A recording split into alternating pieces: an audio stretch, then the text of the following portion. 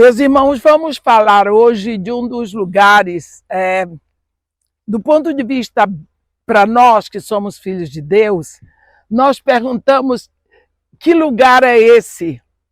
Este lugar, Éfeso, recebeu uma carta do Senhor Jesus. Pense, Jesus Cristo dita para João uma carta direcionada a Éfeso. Recebe ainda uma carta posterior de Paulo para a igreja de Éfeso, aos Efésios. Esta cidade teve João, pastoreada por João, por Paulo, Timóteo, Tito. E nós perguntamos por que tanto derramar em Éfeso. Mas vamos ver e nos situar um pouquinho, porque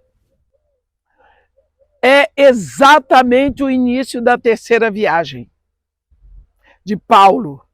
Porque nós não sabemos quanto tempo ele permaneceu aqui. Não é? Desculpe, nós não sabemos quanto tempo ele ficou em Antioquia antes de partir para a terceira viagem. Talvez um ano. Ele ficou em Antioquia, da Síria, antes de vir para cá, entre a segunda e a terceira viagem. Não é? Mas o doutor Lucas coloca Paulo na terceira viagem direto dentro de Éfeso. Né? Então, nós já vimos bastante, um pouco do aspecto geográfico, econômico, político, até histórico de Éfeso. Então, naquela época, uma cidade por volta de 250 mil a 300 mil habitantes, era a capital da província da Ásia, província romana da Ásia. Era um centro comercial importantíssimo, porque devido à afluência do seu porto, muita riqueza aqui, e a cidade possuía o grande templo de Diana. Um templo que era visitado por milhões e milhões de visitantes, com as suas colunas de mármore brilhante. Eram 100 colunas de mármore brilhante, dá para a gente entender um lugar com tanto mármore.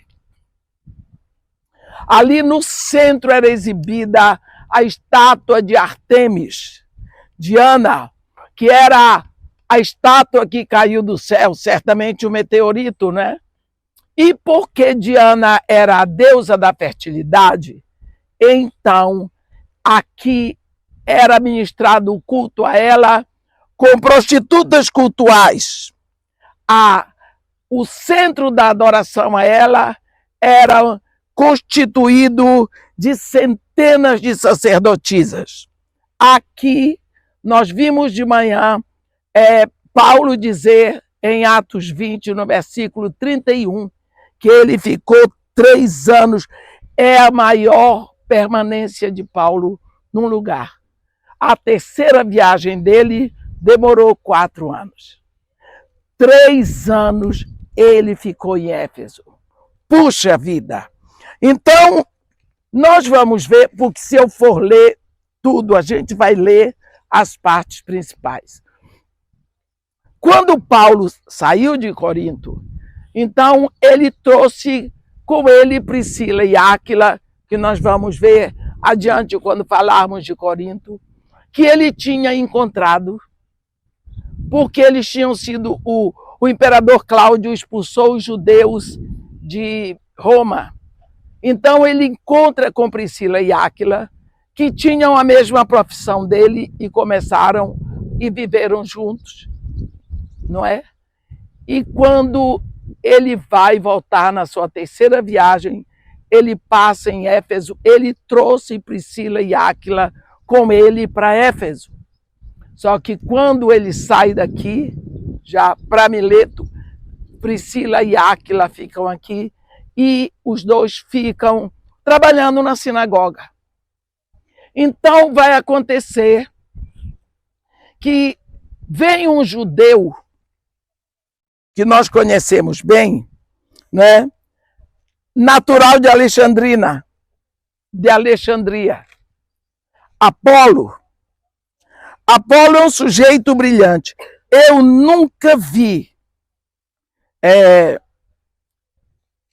o Dr. Lucas descrever uma pessoa com tanto empenho quanto ele descreve Apolo. Quando a gente pensa na descrição que ele faz desse jovem mestre Apolo, eu fico pensando, ele devia ser um brilho, tanto era que ele teve cacife para ministrar na sinagoga. Então, esta Éfeso, sendo a segunda cidade mais importante do Império Romano, um centro de cultura, de filosofia e de educação, nós vemos que atraía muita gente. Mas Apolo vinha de Alexandria, uma cidade segunda maior do Império Romano. Ela foi fundada e dedicada à memória de Alexandre o Grande. Era uma cidade brilhante. Tinha uma universidade com uma livraria de 700 mil livros para uma população de 600 mil pessoas. Então, uma pessoa de Alexandria era uma pessoa culta, uma pessoa que gostava de ler, porque eu sinto muito. Não se adquire cultura na escola, se adquire cultura lendo. Infelizmente, isso saiu agora. A pessoa vai para fazer uma pesquisa no Google, não vai mais numa enciclopédia, não tem sede de conhecer as coisas. Naquela época, esse rapaz, Apolo, ele era um rapaz, primeiro, ele era judeu, conhecia as escrituras, ele era culto, ele era de Alexandria, mas ele conhecia as escrituras. Acha-se que alguns discípulos de João Batista foram estudar em Antioquia, porque a população de Alexandria era uma população muito cosmopolita e 1/3 da população era de judeus. Então esses judeus saíam para estudar na Universidade de Alexandria. E como esses discípulos de João Batista, jovens, foram parar ali, seguramente eles pregavam a palavra. Eles pregavam o ensino de João Batista, este homem santo. Só que eles pregavam até João Batista. O ensino da Escritura era até João Batista. O que aconteceu é que Apolo conhecia bem a Escritura do Antigo Testamento e ensinava com eloquência, com sabedoria, era fervoroso de espírito, como diz Lucas, mas a sua pregação era insuficiente, porque era limitada. Ele tinha cacife de ensino, era bom, mas ele não sabia nada do Calvário. Ele não sabia nada de Pentecostes. Ele não sabia nada sobre isso, sobre a ressurreição. Então ele pregava até João Batista. Então, nós lembramos que o ministério de João Batista era um ministério de preparar o caminho para o Messias. Então, nós imaginamos, nós sabemos que essa foi a mensagem que Apolo aprendeu com os discípulos de João Batista, não é? E por causa disso, nós vamos ver que esse rapaz entra pregando essa mensagem? Porque a mensagem de João Batista, a mensagem dele, de Apolo, era uma mensagem que ensinava a olhar para trás, a olhar para frente. Porque João Batista pregou arrependimento para a vinda do Messias. Mas a mensagem de Paulo, a mensagem da graça, era uma mensagem que levava a olhar para trás, para o Calvário, que já aconteceu, para Jesus, que já subiu aos céus, para a vinda do Espírito Santo. Então, era uma mensagem oposta, embora não fosse errada, mas ensinava a olhar em caminhos diferentes.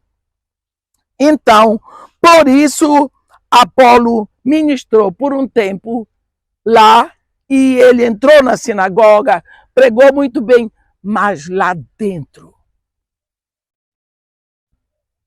tinha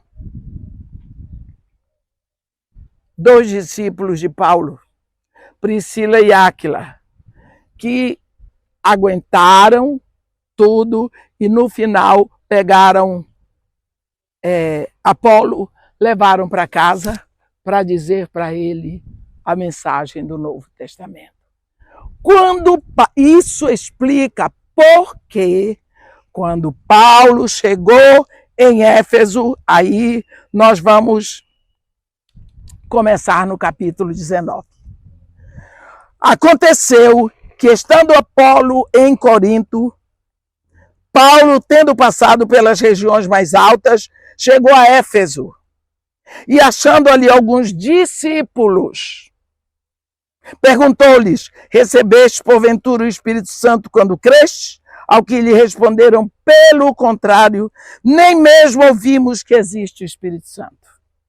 Então Paulo perguntou: em que fostes batizados? Responderam: no batismo de João. Viu? Eles conheciam. Disse-lhes Paulo: João realizou o batismo de arrependimento, dizendo ao povo que cresce naquele que vinha depois dele, não é? A saber, em Jesus. Eles, tendo ouvido isso, foram batizados em nome do Senhor Jesus, e impondo-lhes Paulo as mãos, veio sobre eles o Espírito Santo, e tanto falavam em línguas como profetizavam. Eram ao todo uns 12 homens. Aí vamos ver um pouquinho sobre isso. Paulo encontra esses discípulos que pararam no batismo de João. A resposta deles foi incerta. Paulo falou de um negócio que eles não conheciam. Então a resposta deles, o olhar foi para longe, e eles tinham certeza que eles eram discípulos. Eles nem sabiam que o Espírito Santo existia, porque nós sabemos que mesmo durante o ministério de Jesus, ele fez um esforço muito grande para ensinar, para ministrar sobre o Espírito Santo. Só no Evangelho de Jesus Cristo tem 12 ensinos de Jesus sobre o Espírito Santo, porque os judeus não queriam o Espírito Santo, eles queriam o Messias. Eles não estavam interessados no Espírito Santo. Eles queriam um Messias que fosse o descendente de Davi, aquele que ia levar Israel ao patamar mais alto da época de Davi, que ia tirar Israel das garras do Império Romano, das garras dos Herodes, e fazer Israel aquela nação brilhante de antes. Pronto. Aqui nós vemos que esses discípulos também não sabiam. Eles foram os convertidos na pregação de Apolo, não é? Paulo perguntou por que a marca da conversão de alguém, meus irmãos, é o novo nascimento. Não adianta você dizer que é filho de Deus se você não nasceu da palavra e do Espírito. Desde o início da criação, a terra era sem forma e vazia, o Espírito de Deus pairava, mas nada acontecia. Até que veio a palavra: haja luz, pá! Houve uma explosão. a palavra de Deus coberta pelo Espírito, o caos foi embora, o cosmos começou. A criação.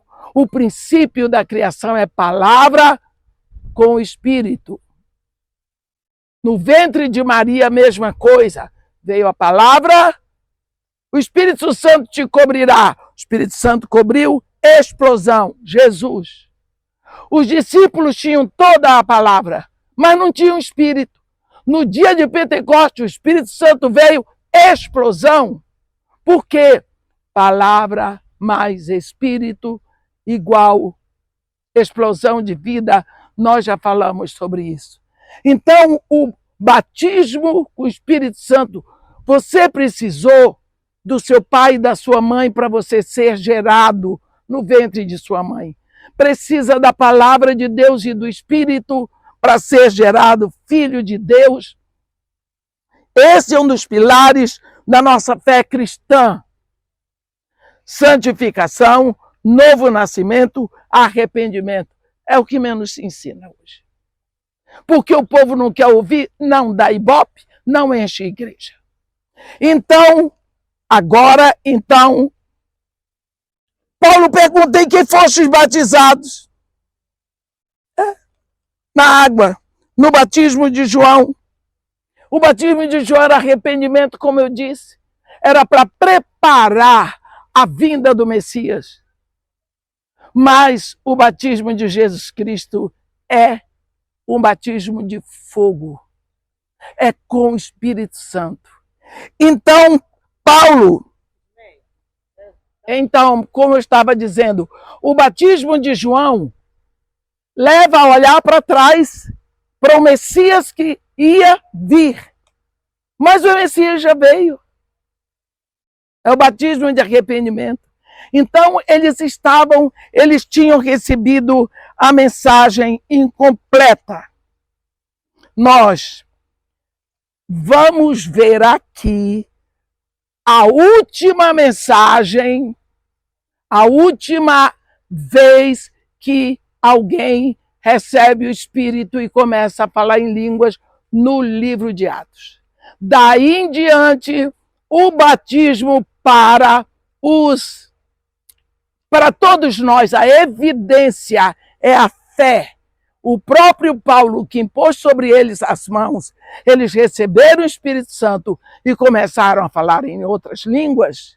Esse mesmo Paulo diz assim, na carta aos Efésios, no capítulo 1, em quem vós também, tendo ouvido a palavra da verdade, o evangelho da vossa salvação, tendo nele também crido, fostes selados com o Espírito Santo da promessa.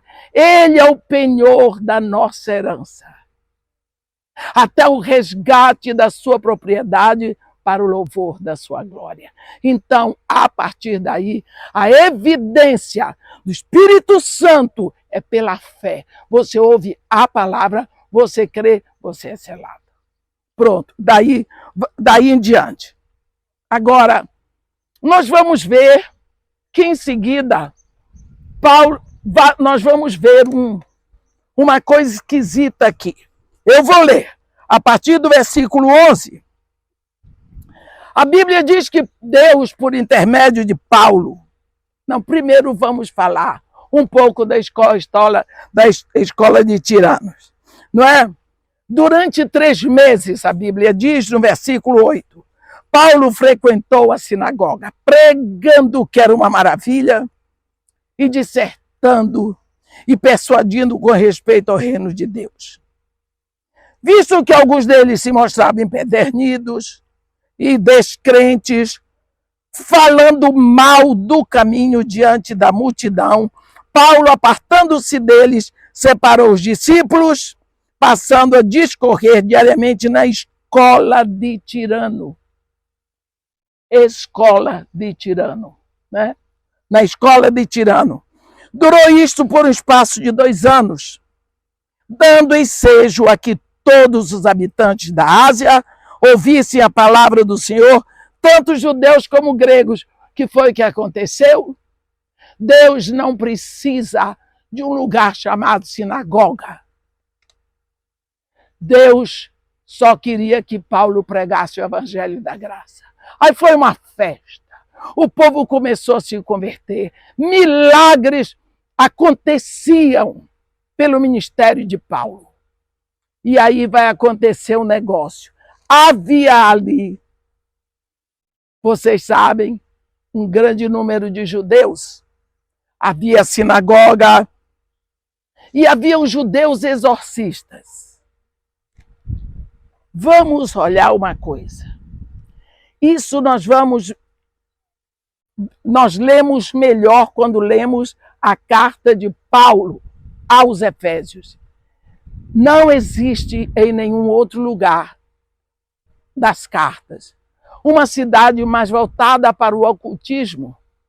É aqui em Éfeso que Paulo fala de principados e potestades e dominadores do mundo tenebroso e forças espirituais do mal nas regiões celestes. Ele diz para a igreja em Éfeso: a nossa luta não é contra carne nem sangue, mas é contra os principados e as potestades e os dominadores do mundo tenebroso e as forças espirituais do mal nas regiões celestes. Portanto, tomai toda a armadura de Deus. É aqui que ele fala de todas essas coisas, porque por causa desse centro de adoração a essa deusa, com esse ministério de sacerdotisas, fazendo prostituição cultural e toda essa gama de pecado que vem através da idolatria, o ocultismo se instalou aqui, o culto ao dinheiro, o culto à riqueza, tudo isso. Então, nós vamos ver que existia a profissão de exorcista. Havia o sumo sacerdote Seva. Alguns judeus exorcistas, versículo 12. Ambulantes, exorcistas ambulantes. Só aqui. Tentaram invocar o nome do Senhor Jesus sobre possessos de espíritos malignos, dizendo: conjuro-vos por Jesus, a quem Paulo prega, porque Jesus estava fazendo milagre através de Paulo. Os que faziam isto eram 7 filhos de um judeu chamado Seva, sumo sacerdote. Está vendo? O espírito maligno lhes respondeu: conheço a Jesus e sei quem é Paulo, mas vós quem sois? E o possesso do espírito maligno saltou sobre eles, subjugando a todos de tal modo, prevaleceu contra eles que desnudos e feridos fugiram daquela casa. Chegou este fato ao conhecimento de todos, assim judeus como gregos, habitantes de Éfeso. Veio temor sobre todos e o nome de Jesus Cristo foi engrandecido. Você pode imaginar o que é isso? Você sabe o que é uma possessão? Na nossa luta contra as forças demoníacas, nós temos 3 níveis. Temos a obsessão demoníaca, a opressão demoníaca e a possessão demoníaca. A possessão pode ser voluntária e involuntária. Ali eles expulsavam, mas eles não tinham o poder. Eles estavam usando o nome de Jesus Cristo indevidamente. E o nome de Paulo. Tem uma frase aqui. O demônio diz: Jesus eu conheço. Vocês já viram quantas vezes demônios dizem: conheço Jesus, tu és o Filho do Deus Santíssimo. Nós vemos isso quando aquela legião fala com Jesus no Gadareno. Nós vemos quando Jesus estava pregando em Cafarnaum. O espírito maligno vem. Essa fé demoníaca significa que muitas pessoas creem em Jesus como os demônios também creem. Creio em Deus Pai, Todo-Poderoso, Criador dos céus e da terra. Os demônios também sabem disso. E em Jesus Cristo, um só seu Filho. Os demônios sabem. Nasceu da Virgem Maria. Padeceu sob o poder de Pôncio Pilatos. Os demônios sabem. Foi crucificado, morto e sepultado, ressuscitou ao 3º dia. Tudo isso Os demônios sabem disso. Satanás não é ateu. Os demônios não são ateus. Eles sabem disso tudo. Então, quando nós recitamos o credo, nós precisamos recitar do nosso coração, sabendo que a fé que tem que ter ali é a fé dinâmica. Eu creio nisso tudo e, como resultado, eu vou agir assim, eu vou viver assim, eu vou obedecer a esse Deus, a essa fé, porque eu creio. Não é? Então você vê o demônio, caiu em cima deles, deu-lhes uma sova. Agora eu não faço mais uma festa. No início eu era mais imatura, eu pulava de alegria. Toma! Agora não. Então, a Bíblia diz que isso veio temor. Aquelas pessoas que viviam no ocultismo, você veja, venderam livros. Os milagres aconteciam, não é? E esse pessoal vendeu livros porque a Bíblia diz que eram tantos livros de feitiçaria, fizeram uma fogueira, o dinheiro dos livros daria para sustentar 150 homens por um ano de trabalho. De tanto livro de feitiçaria que tinha. Tanto livro de feitiçaria que tinha. Você sabe que existe muito livro de feitiçaria? Existe. Existe muito livro de feitiçaria. Tem gente que entra na faculdade nos Estados Unidos para estudar que carreira você segue, bruxaria. Então, esses aqui eram judeus exorcistas. Eles saíam expulsando o demônio para ganhar dinheiro. Aí deu uma baixa no ganho deles. Deu uma baixa muito grande e Paulo continuava. A Bíblia diz, e a palavra do Senhor crescia e prevalecia. Aí, você pensa agora o que está acontecendo. Já não se vendem mais livros de feitiçaria como vendia antes. O povo está vendo os milagres acontecerem. O coração das pessoas está indo como resultado. O que vai acontecer? A perseguição. A perseguição vem em cima agora, aqui em Éfeso. A Bíblia diz, versículo 23, por esse tempo houve grande alvoroço acerca do caminho. Por esse tempo, quando, depois que o pessoal foi convencido, teve seu coração convencido, e eles foram vendo as coisas que estavam acontecendo, queimaram os livros de feitiçaria e sabe lá quantas outras coisas. Mas vai se levantar um homem, sempre tem, um ourives, chamado Demétrio, que fazia de prato nichos de Diana e que dava muito lucro aos artífices. Convocando-os juntamente com outros da mesma profissão, disse-lhes: Senhores, sabeis que deste ofício vem a nossa prosperidade. Olha o interesse dele. Ele vai arranjar uma desculpa para isso. Mas a visão dele é prosperidade, é dinheiro, é ganho. E estáis vendo e ouvindo que não só em Éfeso, mas em quase toda a Ásia, este Paulo tem persuadido e desencaminhado muita gente, afirmando não serem deuses os que são feitos por mãos humanas. Não somente há o perigo da nossa profissão cair em descrédito, como também o de o próprio templo da grande deusa Diana ser estimado em nada e ser mesmo destruída a majestade daquela que toda a Ásia e o mundo adoram. Ouvindo isto, encheram-se de furor e clamavam: grande a Diana dos Efésios. Então, nós vemos pela primeira vez, a mensagem de Paulo aqui vai começar a fazer um furor em Éfeso. Ele aqui vai receber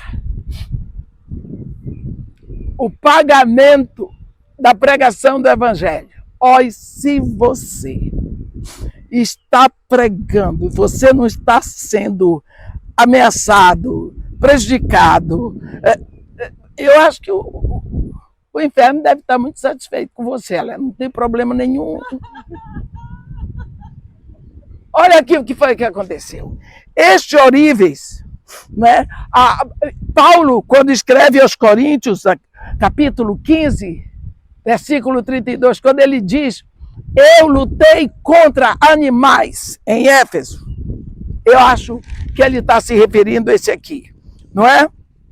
Ele enviou primeiro os companheiros dele na frente para irem recolhendo as ofertas nas igrejas, para ele levar de volta para Jerusalém.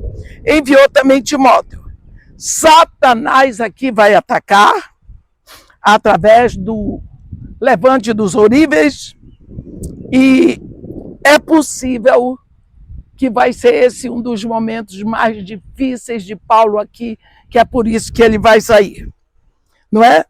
E agora nós vemos que Satanás levantou essa oposição dos oríveis, que não estavam interessados pela prosperidade ou pelo brilho do templo de Diana. Eles queriam vender o produto dele. Por quê? Demétrio e os outros oríveres promoviam a idolatria e a imoralidade da cidade. E eles estavam mais preocupados com os ganhos deles do que com o culto a Diana. Não é? Eles botaram que estavam defendendo a honra da cidade. E eles também disseram que estavam defendendo a grandeza da sua deusa e o seu templo. Como nós vimos, não havia como eles congregarem tanta gente, mas rapidamente a população de mais ou menos 25 mil pessoas afluiu para o anfiteatro. Muitos deles nem sabiam por que é que eles estavam ali, mas estavam na confusão e gritando pela grande Diana que caiu de Júpiter.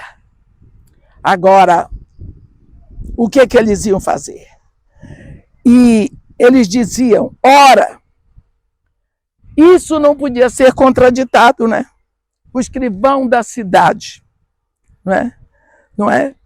A Bíblia diz que eles gritavam: grande é a Diana dos Efésios, por quase 2 horas, gritando essa multidão de mais ou menos 25 mil pessoas. Aí, o escrivão da cidade apaziguou o povo e disse: senhores Efésios, quem porventura não sabe que a cidade de Éfeso é guardada e o seu templo pela grande Diana da linhagem, da imagem que caiu do céu? Não podemos ver isso como contraditado. Porém, que vos mantenhais calmo e nada façais precipitadamente, porque estes homens que aqui trouxestes não são sacrílegos, nem blasfemam contra a nossa deusa.